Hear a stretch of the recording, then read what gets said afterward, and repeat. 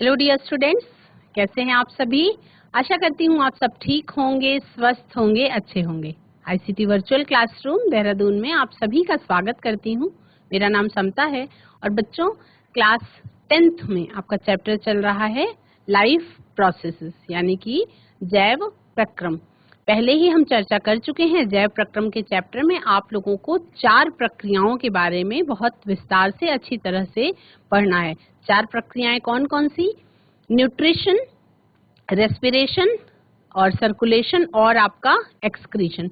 इन चारों में से न्यूट्रिशन में मैंने आपको ये बता दिया है कि न्यूट्रिशन जो भी हम खाद्य पदार्थ खाते हैं उन खाद्य पदार्थों में कुछ पोषक तत्व मौजूद होते हैं, न्यूट्रिएंट्स प्रेजेंट होते हैं और उन्हीं न्यूट्रिएंट्स का हमारे शरीर के द्वारा ब्रेक डाउन किया जाना या पाचन किया जाना और कॉम्प्लेक्स फूड सब्सटेंसेस को सिंपल फूड सब्सटेंस में ब्रेक डाउन करके उससे जो न्यूट्रिएंट्स निकले उनका शरीर के द्वारा अवशोषित किया जाना, शरीर के द्वारा एब्जॉर्ब किया जाना और उसके बाद विभिन्न प्रकार की जो लाइफ प्रोसेसेस हैं, जो जैव प्रक्रम हैं, उन प्रक्रियाओं को चलाने के लिए उन न्यूट्रिएंट्स का यूज किया जाना शरीर के द्वारा, यही प्रक्रिया जो है वो पोषण कहलाती है। खाने पीने की आदतों के आधार पे मैंने आपको बताया कि कई प्रकार की पोषण प्रक्रियाएं होती हैं और जंतु और वनस्पतियां भी विभिन्न प्रकार के होते हैं। जैसे कि हम ऑटोट्रॉफ की बात करें तो स्वपोषी पोषण पाया जाता है आपका हरे पौधों में। जब हरे पौधे अपने लिए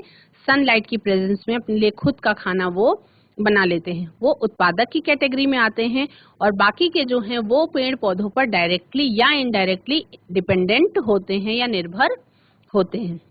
जिसमें हमने बात करी थी कि जैसे हमारे शरीर में पाचन की प्रक्रिया होती है उसी तरह से पौधों में फोटोसिंथेसिस की या प्रकाश संश्लेषण की प्रोसेस होती है। प्रकाश संश्लेषण की प्रक्रिया के बारे में आपको पिछले सेशंस में मैं अच्छी तरह से समझा चुकी हूँ कि किस तरह से प्रकाश संश्लेषण की प्रक्रिया होती है। हम चलेंगे स्मार्ट बोर्ड की तरफ और उसी से रिलेटेड कुछ इंटरेस्टिंग फैक्ट्स को देखते हुए आगे बढ़ेंगे। और आज हम एक एक्सपेरिमेंट करेंगे जिसमें हम ये देखेंगे कि प्रकाश संश्लेषण की प्रक्रिया में कैसे सूर्य के प्रकाश की नितांत आवश्यकता होती है, यानी कि सूर्य के प्रकाश के बिना प्रकाश संश्लेषण की प्रक्रिया संभव नहीं है। Let's go to the smart board. बच्चों, हमने पिछले कुछ सेशंस में फोटोसिंथेसिस के बारे में पढ़ लिया था। तो फोटोसिंथेसिस के बारे में कुछ इंटरेस्टिंग फैक्ट्स हैं जिसके बारे में आपको जानना है।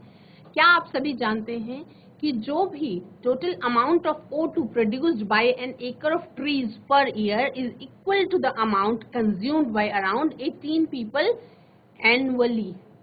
यानी कि क्या आप सभी जानते हैं कि 1 एकड़ पेड़ जहां पर होगा, जंगल के 1 एकड़ वाले पार्ट से जितनी ऑक्सीजन प्रोड्यूस होती है, जितनी ऑक्सीजन बनती है, वो ऑक्सीजन सफिशिएंट होती है 18 लोगों के साल भर सांस लेने के लिए। उतने ऑक्सीजन की जरूरत होती है। यानी कि पेड़ बहुत सारे चाहिए। अंडरस्टूड है कि पेड़ बहुत सारे चाहिए और लोग कम होने चाहिए। ये जो आपको जानकारी है, जानकारी ये बताने की कोशिश कर रही है कि यदि 18 व्यक्ति हैं तो 18 व्यक्तियों के पूरे साल सांस लेने के लिए कम से कम 1 एकड़ जंगल का होना जरूरी है, जहां पे हरे पेड़ पौधों वाला जंगल हो और जिसमें फोटोसिंथेसिस की प्रोसेस होती हो। यानी 18 लोगों के जीवित रहने के लिए, उनके ऑक्सीजन की कमी को पूरा करने के लिए 1 एकड़ में पेड़ की जरूरत होती है। तो केवल हम इमेजिन कर सकते हैं कि इतनी अरबों खरबों की जनसंख्या है, उनके लिए अगर सफिशिएंट ऑक्सीजन की जरूरत है तो हमें क्या करना चाहिए? हमें प्लांटेशन की भी जरूरत है। सरकार की ही जिम्मेदारी नहीं है, हम नागरिक होने के नाते हमें भी अपने आसपास पेड़ पौधे लगाने चाहिए। कोशिश करनी चाहिए थोड़ा सा हरियाली रखने की और कोशिश करनी चाहिए ऐसे पेड़ पौधे लगाने की जिनमें फोटोसिंथेसिस की प्रोसेस या प्रकाश संश्लेषण की प्रोसेस होती हो, है ना। एक पेड़ नियरली 260 पाउंड्स ऑफ O2 यानी ऑक्सीजन जो है वो प्रोड्यूस करता है। हाइड्रोजन एक साफ ईंधन के रूप में जाना जाता है। Some green algae such as chlamydomonas are being cultured to convert water into oxygen and hydrogen. This mass production of hydrogen could prove to be beneficial but is still under research. यानी कि आने वाले कुछ समय में, आने वाले कुछ सालों में, या हम लोगों के बच्चों के जो फ्यूचर है उसमें हो सकता है हाइड्रोजन जो है वो फ्यूल के रूप में यूज किया जाए और कल्चर किया जाए क्लेमाइडोमोनास नाम के ग्रीन एल्गी का, जो हाइड्रोजन और ऑक्सीजन को तोड़ करके अलग कर देता है। हाइड्रोजन को फ्यूल के रूप में यूज किया जाएगा और ऑक्सीजन को सांस लेने की हवा के रूप में यूज किया जाएगा। तो ये 3 इंटरेस्टिंग फैक्ट्स जाने आप सभी ने, जो जरूरी नहीं कि आपको याद हो, लेकिन अगर जानकारी हो तो बहुत अच्छा है। आगे बढ़ते हैं। हम पढ़ रहे थे बच्चों फोटोसिंथेसिस के बारे में, यानी कि प्रकाश संश्लेषण की प्रक्रिया के बारे में। तो end results of products of photosynthesis, प्रकाश संश्लेषण जो है उसका एंड रिजल्ट क्या है?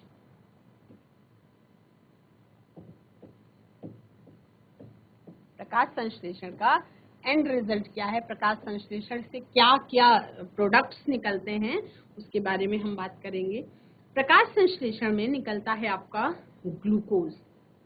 Simple glucose is utilised by plants in the following veg.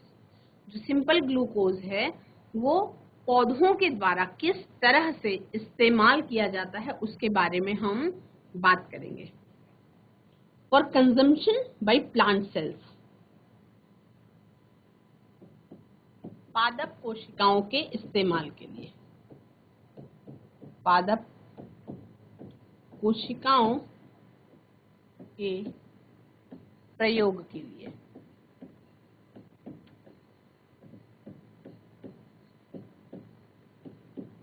ठीक है।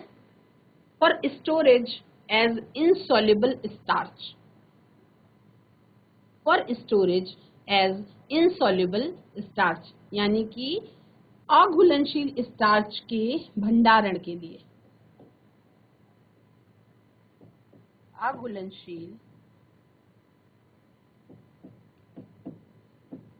स्टार्च के भंडारण के लिए।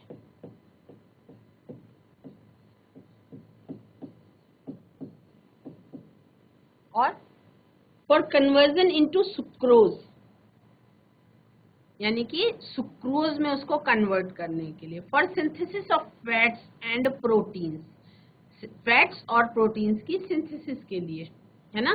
तो ग्लूकोज का जो ग्लूकोज निकलता है एंड प्रोडक्ट के रूप में, उसके ये यूज है। ग्लूकोज आपका प्लांट्स के द्वारा यूटिलाइज किया जाता है, अघुलनशील स्टार्च के भंडारण के लिए यूज हो जाता है। वो कन्वर्जन इनटू सुक्रोज हो जाता है, for conversion into sucrose, for synthesis of fats, proteins इत्यादि के सिंथेसिस में यूज होता है। और एंड रिजल्ट में हम बात करेंगे यदि वाटर की, यदि हम पानी की बात करते हैं तो पानी जो है it can be reutilized in the continuance of photosynthesis, यानी कि जो वाटर है वो फोटोसिंथेसिस, जैसे लगातार जब फोटोसिंथेसिस हो रही है तो पानी भी रीयूटिलाइज हो सकता है प्रकाश संश्लेषण की प्रक्रिया में, क्योंकि पानी का प्रकाश संश्लेषण की प्रक्रिया में लॉस होता है। उसके बाद यदि हम बात करें ऑक्सीजन की, ऑक्सीजन जो है some of it is used in respiration of leaves and rest diffuses out। Oxygen जो है वो थोड़ा सा पौधों के रेस्पिरेशन में यूज होता है और जो बचता है वो बाहर डिफ्यूज आउट, यानी विसरण की प्रक्रिया के द्वारा बाहर निकाल दिया जाता है। तो ये एंड रिजल्ट है कि फोटोसिंथेसिस के जो प्रोडक्ट्स होते हैं उनका कैसे कैसे यूज होता है। अब हम बात करेंगे एक बहुत ही इम्पोर्टेंट टॉपिक है ग्लोबल वार्मिंग। ग्लोबल वार्मिंग जो है, सोचना होगा कि क्या हम ज्यादा पौधों को ग्रो करके ग्लोबल वार्मिंग को रोक सकते हैं। जैसे कहा जाता है कि बहुत सारे पौधों का प्लांटेशन करना चाहिए और पौधों के कटने से, यानी पेड़ों के कटने से ग्लोबल वार्मिंग बढ़ रही है, ग्रीन हाउस गैसेस जो है वो बढ़ रही हैं। तो क्या अगर हम ज्यादा पेड़ लगाएं तो क्या हम ग्लोबल वार्मिंग को कम कर सकते हैं, या ग्रीन हाउस गैसेस का जो प्रभाव है उसको हम कम कर सकते हैं, या ग्रीन हाउस गैसेस की मात्रा को हम अपने वातावरण में कम कर सकते हैं। ये सोचने की बात है कि अगर ज्यादा पेड़ लगाएं तो क्या कम कर पाएंगे या नहीं कर पाएंगे। तो ग्रीन प्लांट्स जो होते हैं, आप सभी को पता है कि वो क्या करते हैं, वो वातावरण में मौजूद कार्बन डाइऑक्साइड जो ग्रीन हाउस गैसेस में सबसे मुख्य गैस के रूप में आती है, उसको इस्तेमाल करते हैं। हमारे जो हरे रंग के पौधे होते हैं या बड़े बड़े पेड़ होते हैं, वो वातावरण में मौजूद CO2 को यूटिलाइज कर लेते हैं और जमीन में जो पानी है उसको भी यूज करते हैं। क्या करने के लिए? To produce food and in the process of releasing O2 gas. और वो कौन सी प्रोसेस है जिसमें ऑक्सीजन गैस को रिलीज करते हैं पेड़? वो होती है फोटोसिंथेसिस की प्रोसेस। तो फोटोसिंथेसिस की प्रोसेस में जो ग्रीन प्लांट्स होते हैं, ग्रीन प्लांट्स ही फोटोसिंथेसिस कर सकते हैं। तो जो ग्रीन प्लांट्स फोटोसिंथेसिस की प्रोसेस में हमारे वातावरण में मौजूद कार्बन डाइऑक्साइड गैस के अमाउंट को कम करने की क्षमता रखते हैं, है ना। CO2 आप सभी को पता है कि मुख्य ग्रीन हाउस गैसेस में से एक है और वही ग्लोबल वार्मिंग का कारण है। यानी कि सबसे पहला कारण ग्लोबल वार्मिंग का है कि जो वातावरण है, वातावरण में ग्रीन हाउस गैसेस जो है उनकी मात्रा एक लेवल से ज्यादा बढ़ रही है ना, इसलिए ग्लोबल वार्मिंग हो रही है। ग्लोबल वार्मिंग का मतलब है कि वैश्विक तापमान जो है वो औसत से ज्यादा बढ़ता जा रहा है। तो अगर हम हरे पेड़ पौधे जो पेड़ के रूप में बन जाते हैं, छोटे पौधों को अगर हम रोपें और उससे बड़े बड़े पेड़ लगाए जाएं, तो हम ग्रीन हाउस गैस के इफेक्ट को कम करके ग्लोबल वार्मिंग को कम कर सकते हैं। ठीक है, अब हम एक एक्सपेरिमेंट के बारे में पढ़ेंगे। एक्सपेरिमेंट रिलेटेड टू फोटोसिंथेसिस, यानी प्रकाश संश्लेषण के बारे में आप सभी ने पढ़ लिया है। प्रकाश संश्लेषण की प्रक्रिया में आपको मैंने रॉ मटेरियल में बताया था कि कार्बन डाइऑक्साइड गैस, सनलाइट और वाटर, इसकी जरूरत होती है प्रकाश संश्लेषण की प्रक्रिया में। तो पहला जो एक्सपेरिमेंट आपको पढ़ना है उसमें ये पढ़ना है कि जो पौधे होते हैं, क्या आप सभी जानते हैं कि रॉ मटेरियल यूज करके पौधे अपने लिए क्या बना लेते हैं? फूड, अपने लिए भोजन का निर्माण कर लेते हैं। इसीलिए पौधे जो है वो ऑटोट्रॉफिक कहलाते हैं या स्वपोषी कहलाते हैं। तो क्या पौधे हर समय अपना भोजन बना सकते हैं? मतलब क्या रात में भी पौधे अपना भोजन बनाते होंगे? क्या निरंतर 24 घंटे वो अपना भोजन बना सकते हैं? या कुछ इसेंशियल कंडीशंस होती हैं जो फोटोसिंथेसिस के लिए आवश्यक होती हैं, आपको उसके बारे में पढ़ना है। तो सबसे पहले हम पढ़ेंगे sunlight is essential for photosynthesis, यानी कि प्रकाश संश्लेषण की प्रक्रिया के लिए प्रकाश संश्लेषण की प्रक्रिया के लिए सूर्य का प्रकाश आवश्यक है। हम पढ़ते हैं कि आवश्यक है, लेकिन उसको हम, साइंस एक ऐसा सब्जेक्ट है बच्चों जहां पर चीजों को, फैक्ट्स आपको पता है लेकिन उन फैक्ट्स को आपको प्रूव करना होता है एक्सपेरिमेंट्स के थ्रू, प्रयोगों के द्वारा। ठीक है, तो प्रयोग किया गया, इस प्रयोग से हम समझेंगे कि कैसे हम ये माने कि प्रकाश संश्लेषण की प्रक्रिया के लिए, यानी कि पौधों के द्वारा जो भोजन बनाने की प्रोसेस है, उस फूड सिंथेसिस के लिए सनलाइट का होना जरूरी है। ठीक है, तो हेल्दी ग्रीन पॉटेड प्लांट्स लेंगे। Place a healthy green potted plant in a dark room for 1 to 2 days। 2 दिनों के लिए 2 ऐसे गमले लेंगे जिनमें ग्रीन प्लांट्स होंगे जो स्वस्थ होंगे अपने आप में। ठीक है, this is done to ensure that the plant consumes all its reserve food and the leaves do not contain any starch, है ना। तो 2 दिनों के लिए उसको छांव में रख देंगे, ऐसी जगह पे जहाँ पे सनलाइट नहीं आती है। और उन 2 दिनों में क्या हो जाएगा, पौधे के अंदर जो भी पहले से बना हुआ खाना स्टोर्ड है उनकी पत्तियों में, वो यूज कर लेगा अपने लिए, और उसकी उन पत्तियों में कोई भी स्टार्च बाकी नहीं रहेगा। ठीक है, अब उसके बाद क्या करेंगे, then cover a portion of a leaf of this plant on both sides with 2 uniform pieces of black paper. यानी अब एक पौधे की पत्ती में क्या करेंगे, इस तरह से ग्रीन लीफ लेंगे और उस पर बीच में ऐसे ब्लैक पेपर की स्ट्रिप आगे और पीछे दोनों तरफ स्टिक कर देंगे। यानी कि पत्ती के एक पार्ट को, जिसको हमने पहले 2 दिन तक छांव में रखा था, उस पत्ती को पेड़ में लगा लगा ही, ये पत्ती आपको अलग से दिखाई पड़ रही है लेकिन ये पॉट में मतलब पौधे में लगी हुई पत्ती होनी चाहिए, उस पे हम ब्लैक कलर का पेपर क्या करेंगे, चिपका देंगे या उसको ब्लैक कलर के पेपर से कवर कर देंगे। Fixed in position with 2 paper clips, paper clips को लगा के उस पत्ती के ऊपर काले रंग की स्ट्रिप को जो है वो हम क्या कर देंगे, चिपका देंगे। ठीक है, यानी कि हमने पत्ती का एक भाग जो है काले रंग के कागज से कवर कर दिया, काले रंग के कागज से कवर कर दिया, ताकि उस जगह पे सनलाइट ना पहुंचने पाए। ठीक है, डायरेक्ट सनलाइट ना पहुंचने पाए। अब उसके बाद हम क्या करेंगे, now expose this plant to bright light, और उसके बाद हम उसको नॉर्मल सनलाइट के नीचे रख देंगे। आफ्टर अ फ्यू आवर्स, कुछ घंटे के बाद हम क्या देखेंगे, remove the leaf, decolourise it with alcohol, उसके बाद हम पत्ती को तोड़ लेंगे। ठीक है, तोड़ने के बाद उसमें हम अल्कोहल डाल करके उसको डीकलराइज कर देंगे। अब हम उसमें स्टार्च की प्रेजेंस का टेस्ट करेंगे। हम कैसे जानेंगे कि उस पत्ती में कहाँ पे खाना बना और कहाँ पे खाना नहीं बना, यानी कि कहाँ पे सनलाइट की प्रेजेंस में फोटोसिंथेसिस की प्रोसेस हुई और पत्ती के किस भाग में सनलाइट की प्रेजेंस में फोटोसिंथेसिस की प्रोसेस नहीं हुई। तो इस टेस्ट को परफॉर्म करने के लिए आपके पास होना चाहिए थोड़ा अल्कोहल और थोड़ा आयोडीन सॉल्यूशन। आपने छोटी क्लासेस से ही पढ़ा है कि जब हम किसी भी फूड में स्टार्च की प्रेजेंस का टेस्ट करते हैं तो हम उस फूड मटेरियल में अगर कुछ बूंदें आयोडीन की डालते हैं तो हमें ब्लू ब्लैक कलर उस मटेरियल में मिलता है ना। तो इस प्रोसेस में एक बार फिर से रिवाइज करेंगे, हम कैसे करेंगे इसको।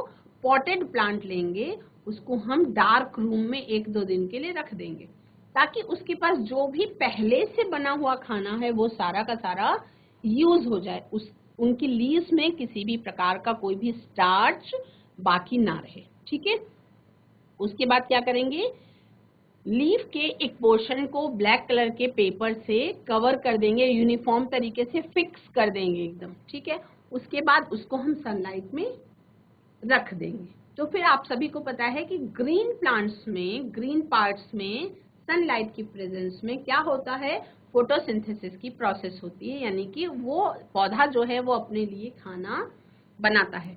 तो जब खाना बनाते रहेगा पौधा, उसके बाद क्या होगा, हम क्या करेंगे, कुछ घंटों के बाद जब फोटोसिंथेसिस की प्रोसेस हो जाएगी, आप सबको पता है, मुझे भी पता है कि प्रकाश संश्लेषण की प्रक्रिया अगर सनलाइट में हरे पौधे होते हैं तो उनमें होती है। तो कुछ घंटों के बाद जब हम ये समझ लें कि हाँ आप काफी फोटोसिंथेसिस की प्रोसेस इसमें हो चुकी होगी, तो फोटोसिंथेसिस की प्रोसेस का जो प्रोडक्ट है वो आपको स्टार्च के रूप में पत्तियों में स्टोर होता है। तो क्या करेंगे, उस पत्ती को हम रिमूव करेंगे, उसको अल्कोहल से डीकलराइज करेंगे और उसके बाद उसके अंदर स्टार्च की प्रेजेंस को हम टेस्ट करेंगे आयोडीन सॉल्यूशन का यूज करके, है ना। उस पर आयोडीन सॉल्यूशन डालेंगे तो आपको क्या दिखेगा, you will observe that the portion of the leaf covered with black pepper does not show any presence of starch. यानी कि आप इस डायग्राम में देख पा रहे हैं, यहाँ पे जहाँ पे हमने काली पट्टी लगा दी थी, जब हमने पत्ती को पहले डीकलराइज कर दिया था, तो जहाँ पे हमने काली पट्टी लगा दी थी आयोडीन सॉल्यूशन में डालने के बाद उस पत्ती पर व्हाइट कलर की स्ट्रिप बन गई, यानी कि ब्लू ब्लैक कलर नहीं आया। क्यों? क्योंकि ब्लू ब्लैक कलर इंडिकेट करता है,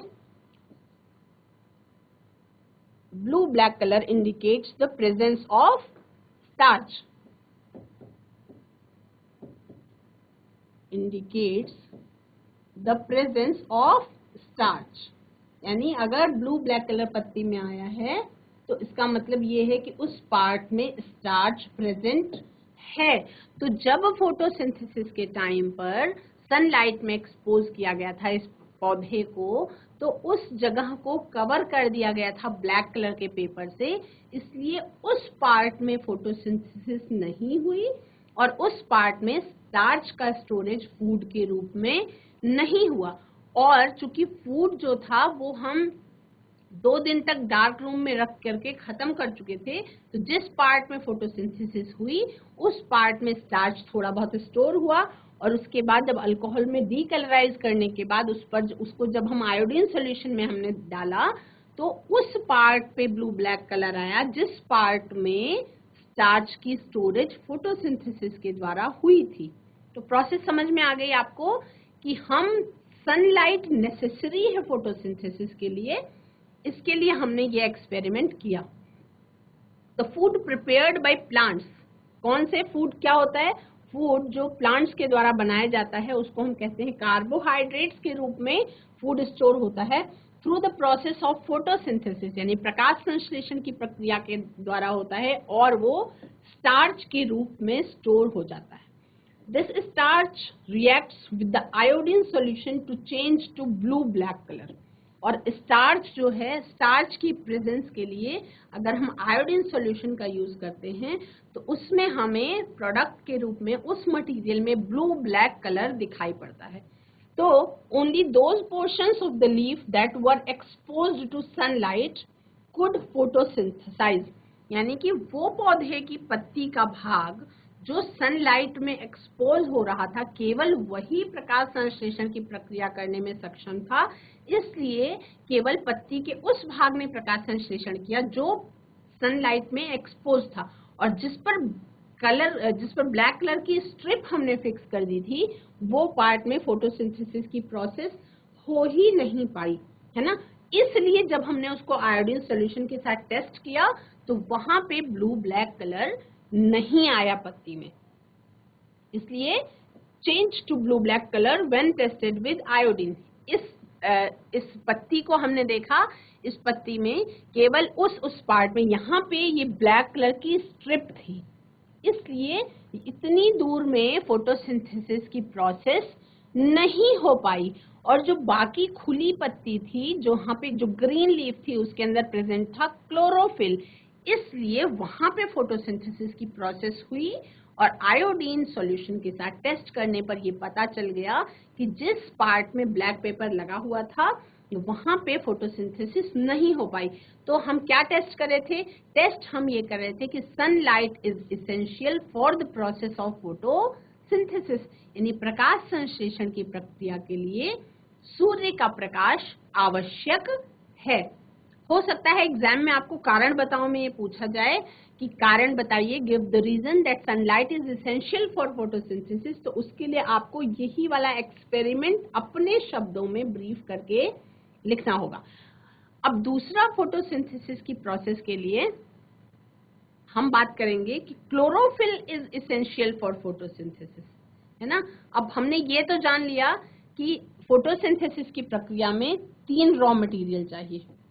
कच्ची सामग्री क्या क्या चाहिए?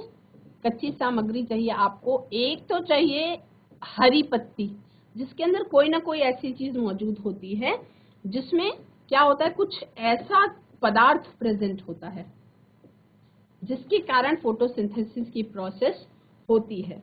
उसके अलावा आपको चाहिए सूर्य का प्रकाश, सनलाइट चाहिए, है ना। तो सनलाइट की प्रेजेंस जरूरी है फोटोसिंथेसिस की प्रोसेस के लिए। इसके लिए हमने एक एक्सपेरिमेंट किया और उस एक्सपेरिमेंट को आप बहुत इजी एक्सपेरिमेंट है, ये आप अपने घर में भी ट्राई कर सकते हैं। किसी भी पॉटेड प्लांट को 2 दिन के लिए अंधेरे कमरे में छोड़ना है, उसमें जो भी खाना पहले से बना हुआ है, स्टोर्ड है, वो पौधा यूज कर लेगा और उसके बाद खाना नहीं बचेगा उसके पास, फिर उसको हमको उसकी एक बड़ी पत्ती को चूज करना है, उस पर ब्लैक कलर की स्ट्रिप लगा के फिक्स कर देना है, धूप में छोड़ देना है फोटोसिंथेसिस की प्रोसेस के लिए, ठीक है। क्योंकि वो ऑटोमेटिकली नेचुरल प्रोसेस है, अपने आप होती है, तो 5-6 घंटे के लिए छोड़ देने पर कुछ उसके अंदर फोटोसिंथेसिस की प्रोसेस हो जाएगी और उसके बाद हमें उसको टेस्ट करने के लिए कि किस पार्ट में फोटोसिंथेसिस की प्रोसेस हुई, किस पार्ट में नहीं हुई, उसके बाद उस पत्ती को हमें तोड़ना है जिस पर हमने ब्लैक कलर की स्ट्रिप लगाई थी। उस पत्ती को हमें अल्कोहल में डीकलराइज करना है, यानी अल्कोहल में डाल देना है। ठीक है, अल्कोहल में डालने के बाद वो डीकलराइज हो जाएगी, अपना कलर अलग छोड़ देगी। ठीक है, यानी ग्रीन कलर का पिगमेंट जो है वो वहां उसमें से अलग हो जाएगा। अब उसमें केवल पत्ती में क्या बचेगा, स्टोर्ड फूड, जो स्टार्च के रूप में पत्ती में स्टोर हो गया है। कौन सी प्रोसेस के द्वारा, through the process of photosynthesis. यानी अब हमें टेस्ट करना है कि क्या जो 5-6 घंटे हमने पौधे को सनलाइट में एक्सपोज करवाया, क्या उस समय में प्रकाश संश्लेषण की प्रक्रिया हुई और स्टार्च उस पत्ती में स्टार्च के रूप में, फूड के रूप में स्टोर हुआ या नहीं, और अगर हुआ तो उस पत्ती के कौन कौन से भाग में स्टोर हुआ, है ना। उसके लिए बीच में स्ट्रिप को अब हमको हटाना है, पत्ती को डीकलराइज करना है और डीकलराइज करने के बाद उसको आयोडीन सॉल्यूशन में डालना है। तो जैसे ही आप पत्ती को आयोडीन सॉल्यूशन में डालते हैं, उसके अंदर क्लोरोफिल हम डीकलराइज करके निकाल चुके हैं, उसके अंदर केवल स्टार्च प्रेजेंट है और स्टार्च की प्रेजेंस को टेस्ट करने के लिए आयोडीन सॉल्यूशन को डालते ही ब्लू ब्लैक कलर आता है।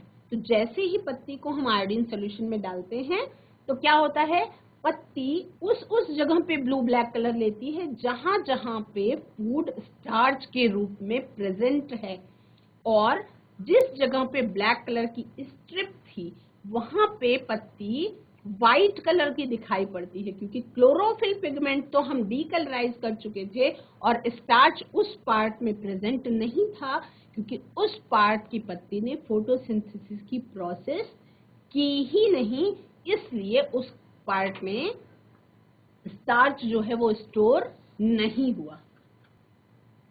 तो इतना आपको समझ में आ गया कि अगर क्वेश्चन पूछा जाए कि sunlight is necessary for the activity for the process of photosynthesis, तो आपको ये वाला एक्सपेरिमेंट अपने शब्दों में ब्रीफ करके लिखना है। तो कच्ची सामग्री में हमने आज टेस्ट किया कि सूर्य का प्रकाश जो है वो आवश्यक है किसके लिए, फोटोसिंथेसिस की प्रोसेस के लिए, इसके लिए प्रकाश संश्लेषण की प्रक्रिया के लिए। ठीक है, अब उसके बाद हमें ये देखना है कि क्लोरोफिल जो है वो जरूरी है फोटोसिंथेसिस की प्रोसेस के लिए। क्लोरोफिल जरूरी है, यानी कि जो हरित लवक का प्रेजेंस होना जरूरी है फोटोसिंथेसिस की प्रोसेस में। यानी हम क्यों कहते हैं कि हरी पत्तियां, हरे पेड़ पौधों में प्रकाश संश्लेषण की प्रक्रिया होती है, उसको हमको प्रूफ करने के लिए एक नेक्स्ट एक्टिविटी हम देखेंगे, chlorophyll is essential for photosynthesis. इसमें हम क्या करेंगे, प्लेस अ वेरीगेटेड प्लांट, ऐसा प्लांट जिसमें ग्रीन पार्ट भी हो और नॉन ग्रीन एरियाज भी हो, ऐसा कोई पौधा चूज करेंगे जिसमें हरे पत्ते भी हों। जैसे कि किसी भी पौधे को देखेंगे जिसका तना भूरे रंग का हो और पत्ती जो है वो हरे रंग की हो, जैसे हम क्रोटन को यूज कर सकते हैं, हम मनी प्लांट को यूज कर सकते हैं। उसको भी हम 2-3 दिन के लिए डार्क रूम में या अंधेरे कमरे में रखेंगे। और क्यों रखेंगे, this is done to ensure that all the reserve food के रूप में क्या होता है, स्टार्च, वो यूटिलाइज्ड हो चुका है। उसके बाद हम इस तरह से प्रक्रिया करेंगे, जैसे मान लीजिए ये एक क्रोटन का पॉटेड प्लांट है, इसको हमने डार्क रूम में 2-3 दिन के लिए रखा, ठीक है, और उसके बाद फिर हम उस पर भी आयोडीन का टेस्ट करेंगे। तो place this plant in sunlight for 6 hours to allow photosynthesis to takes place. हम पौधे को 2 दिन के लिए अंधेरे कमरे में रखने के बाद 6 घंटे के लिए सूर्य की रोशनी में रखेंगे ताकि उसमें फोटोसिंथेसिस की प्रोसेस हो सके। उसके बाद एक पत्ती को हम तोड़ लेंगे and trace the green areas on a sheet of paper, और उसके बाद हम ट्रेस कर लेंगे जो उस पत्ती में हरे रंग का एरिया। क्रोटन की पत्तियों में आप सबको पता है कि कुछ एरिया में ग्रीन होता है कलर और कुछ एरिया जो है उसके उसमें व्हाइट कलर होता है ना। तो हम उसको ट्रेस कर लेंगे कि किस किस जगह पे ग्रीन एरिया था। उसके बाद फिर सेम वही प्रोसेस करेंगे, decolourise the leaf using alcohol and dip it in a dilute solution of iodine for a few minutes. पहले उसको अल्कोहल से हम डीकलराइज कर लेंगे, यानी कि उसका ग्रीन कलर का जो पिगमेंट है उसको हम हटाएंगे और उसके बाद फिर उसको हम आयोडीन सॉल्यूशन में डालेंगे। और जैसे ही आयोडीन सॉल्यूशन में डालेंगे थोड़े मिनट छोड़ने के बाद उस पत्ती को हम wash this leaf with the water and compare it with the tracing of the leaf done earlier. और उसके बाद पहले हमने जो ट्रेसिंग की थी उससे कंपेयर करेंगे तो हम क्या देखेंगे कि केवल उन एरियाज में फोटोसिंथेसिस की प्रोसेस हुई थी जिसमें ग्रीन कलर का पिगमेंट प्रेजेंट था। The leaf is treated with alcohol so that it loses its green color। जो green color क्या था, क्लोरोफिल के कारण था, क्लोरोफिल पिगमेंट के कारण। and blue black color in presence of starch obtained after treatment with iodine। ठीक है, तो ग्रीन पार्ट्स जो हैं वो पार्ट में क्लोरोफिल प्रेजेंट होता है और क्लोरोफिल नेसेसरी है फोटोसिंथेसिस के लिए। वो इस प्रोसेस से, वो इस एक्टिविटी से हमने जाना। बच्चों, आज की क्लास में आप सभी ने दो एक्टिविटीज के बारे में जाना। दोनों एक्टिविटीज सेम थी, बस इसको जानने का तरीका थोड़ा सा अलग था। दो एक्सपेरिमेंट्स के बारे में मैंने आपको बताया जिसमें आप ये जान सकते हैं कि फोटोसिंथेसिस की प्रोसेस के लिए सनलाइट का होना जरूरी है और फोटोसिंथेसिस की प्रोसेस के लिए क्लोरोफिल का प्रेजेंट होना बहुत ज्यादा जरूरी है। अगले सेशन में हम कार्बन डाइऑक्साइड का प्रेजेंट होना बहुत जरूरी है फोटोसिंथेसिस की प्रोसेस के लिए, इस पर एक एक्सपेरिमेंट करेंगे। आज की क्लास में इतना ही। That's all for today. Have a nice day. Take care.